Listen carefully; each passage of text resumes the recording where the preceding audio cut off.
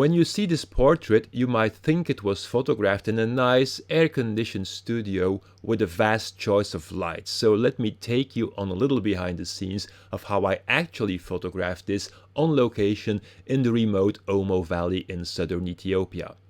Now, when you're doing studio portraiture, or at least trying to make an image look like it was shot in a studio, you always try to minimize the existing light because you don't want it to compete with the light of your flashes. However, that's easier said than done when you're in a remote village where the only place that's high enough to put a light stand under is the village's water tower. This 100 square feet area was the only shade in probably a 10-mile radius, so that's where we set up shop. I used two lights, one as a main light and the other as a contour light because it really helps to separate the subject from the background. Now, whenever you're doing this, it's a good idea to use a stand-in as long as you're finessing your framing, your light setup and your power ratios. When working in confined locations like this, it's also good practice to mark a spot on the floor where people should stand, because when the lights are so close, a small change in distance can make the difference between a well or a badly exposed shot.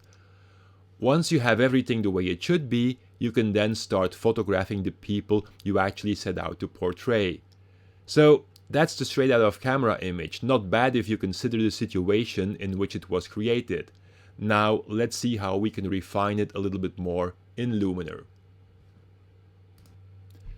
Okay, so I'm in Luminar now, and as often I will first go to the AI accent and bring that up a little bit.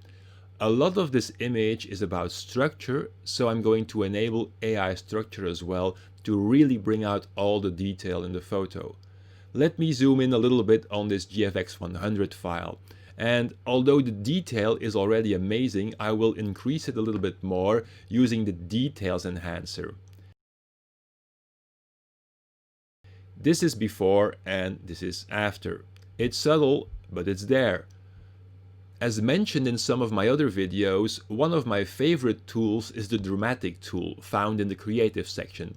However, in this low-key image, it crushes the shadows a bit too much to my taste, but that's an easy fix because every tool in Luminar can have a mask, and if you want to back off a specific tool's effect in only the shadow areas, then the easiest way to do that is by adding a luminosity mask. Luminar will now automatically create a mask for you where the dark areas are dark and the bright areas are bright. And as you might know from masking, whenever a mask is dark, it hides the effect. Wherever it's white, it shows it. And that's exactly what we need here. Now, to finish this image off, I will apply a LUT to it. And one of my favorite LUTs that are built straight into Luminar is the Los Angeles one. So let's see how it works on this particular image. And yeah, I'm liking it here too. In fact, I'm gonna crank up the amount to 50. And so that's the final edit for this image. All it took was a lot of hard work on location, but only a couple of minutes of refining it in Luminar. Thanks for watching, and I hope you enjoyed this tutorial.